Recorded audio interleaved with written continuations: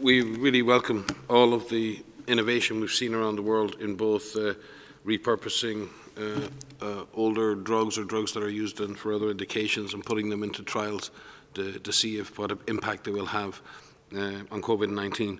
We are also very grateful for all the investment and work going on for developing new molecules that may prove ultimately to be effective in the treatment. And we maintain a global database of all of those drugs and all of those trials. And we're encouraging all innovators to work through their national regulatory authorities, their national institutes of health, to ensure that any trials that are commenced with proper support and proper authority, proper ethical approval. And Africa has a strong track record in doing such work, and I'd like to congratulate the institutions in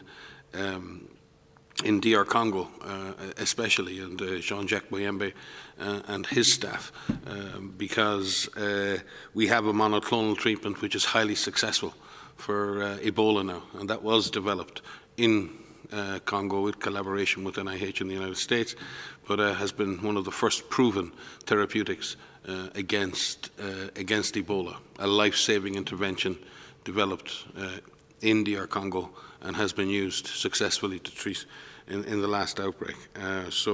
Again, there is a tremendous amount of innovation going on in Africa in general. Maria mentioned South Africa, and again, it is interesting the way in which South Africa is bringing the disease under control, and how African countries are actually in some ways showing the way. The strategy in South Africa was based on preparation, primary prevention, lockdown and enhanced surveillance. 67 mobile lab units around the country, 28,000 community health workers trained in case detection, and I think over 120,000 tests completed with a 2.7% positivity rate, which is incredible, that much testing for that return. So we're seeing performance levels there again, congratulating the government and institutions of DR Congo for the superb way in which Ebola has been brought under control. We still have some way to go.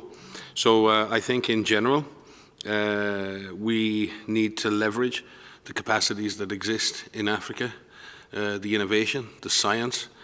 We need to connect those scientists, we need to connect those laboratories, those clinicians across Africa. Again, the Director General, working with our Regional Director, Chidi Moeti, and the African Union, have been heavily engaged in trying to drive innovation, both in the public and the private sector across Africa. And it will be very important that studies in Africa are led by principal investigators from African institutions, and obviously reaching out to collaborators in other parts of the world.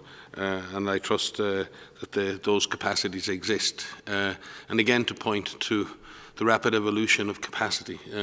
At the beginning of this epidemic, and I will point to the fact that WHO began distributing validated testing kits in Africa on the 24th of January, which was 7 days, 8 days a week before the declaration of the global public health emergency.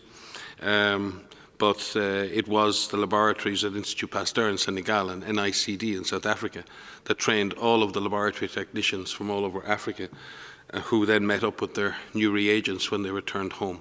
We're also seeing the use of high throughput diagnostic systems in places like Kenya, where superb technology that's been provided by the Global Fund and others has been repurposed to use for high throughput diagnostics in many African countries. We're working very closely with the Global Fund, with UNICEF, with UNITAID, to accelerate the availability of reagents for those high throughput systems. So I think we're seeing very, very good things happen, but we're very cognizant of the challenges. We've seen almost 250% increase in cases in Sudan in the last week, in Somalia nearly 300%, and in many other countries like Tanzania, Mali, Congo, Gabon, Equatorial Guinea, Capo Verde and Eritrea, increases of more than 100% in the last week.